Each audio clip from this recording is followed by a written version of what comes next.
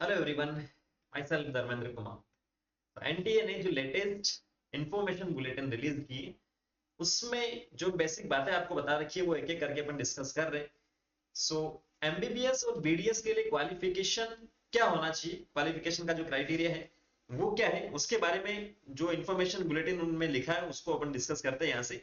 Eligibility and qualification for MBBS and BDS course. तो जो regulation है एनएमसी, नेशनल मेडिकल काउंसिलिंग की और डीसीआई की, उसमें यह है कि ही और she has completed 17 year of age at the time of admission और will complete that age on और before 31 December of the year. Admission जब हो रहा है, ना कि फॉर्म फिल करते टाइम। मान लीजिए आपका सिलेक्शन हो गया बीडीएस में या एमबीबीएस कॉलेज में, तो उस काउंसलिंग के टाइम तक आपकी जो एज है वो 17 ईयर हो जानी चाहिए।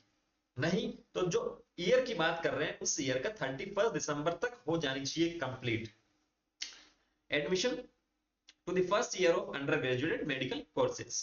Accordingly the lower age limit shall be under. तो for candidate of general and general EWS की बात करें या एससी एसटी ओबीसी जो भी कैटेगरी उसकी बात करें, बॉर्न ऑन और बिफोर 31 दिसंबर 2008, इससे पहले का जन्म होना जरूरी है।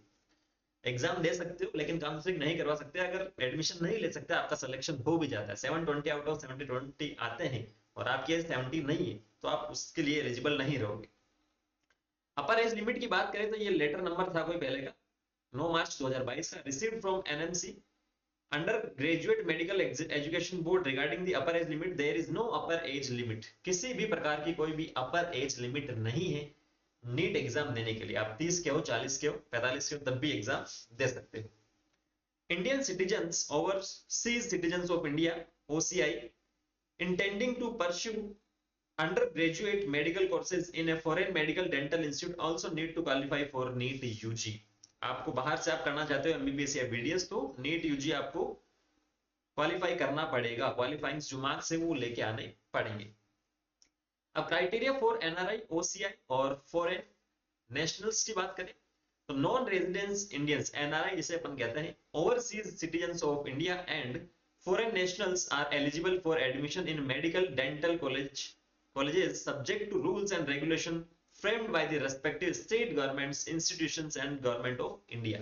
अगर बाहर का कोई बंदा है जो एडमिशन लेना चाहता है, तो जो भी इंस्टीट्यूट से या स्टेट गवर्नमेंट से या जो central government, government of India है, उनके रूल्स और रेगुलेशन के अकॉर्डिंग वो आना चाहिए तो ले पाएगा। The NRI and OCI applicants candidates have to upload a certificate from the concerned Indian diplomatic mission in the country of their residence in support of their claim as NRI। अगर ऐसा ऐसा तो है नहीं कि मैं यहाँ रह रहा हूँ फिर भी मैं एनआरआई का क्लेम कर दूंगा या वहां पर फॉर्म फिल कर दूंगा, तो मुझे वहां से कुछ डॉक्यूमेंट लेके आना पड़ेगा। तो ये सर्टिफिकेट के बारे में बताया जा रहा है। Candidate along with their online application form for NEET UG 2025 and retain the original of such documents for producing it at the time of counseling। Counselling के टाइम, एडमिशन के टाइम लेके आपको आना है। ठीक है, मुझे नहीं लगता कि ओसीआई कोई है, बहुत कम होता है वो, तो कोई दिक्कत वाली बात नहीं। ओसीआई कार्ड होल्डर्स के लिए एलिजिबिलिटी उन्होंने बताई सिंपल सा, कि वो होम्योपैथी, आयुर्वेद या सिद्ध यूनानी में एडमिशन ले सकते हैं according to state government, institutions और गवर्नमेंट ऑफ इंडिया की जो रेगुलेशन है उसके अकॉर्डिंग। ठीक है, सुप्रीम कोर्ट का ऑर्डर था 3/2 मतलब 3 फरवरी 2023 को। OCI will be entitled to the rights and privileges which had been conferred on them earlier to the notification, जो पहले का नोटिफिकेशन था उसके अकॉर्डिंग। क्लियर है? तो ये कुछ आपके पास था जो इंफॉर्मेशन बुलेटिन में। एक और रहा है यहाँ पर, जम्मू कश्मीर की बात कर रहे हैं और लद्दाख की बात कर रहे हैं।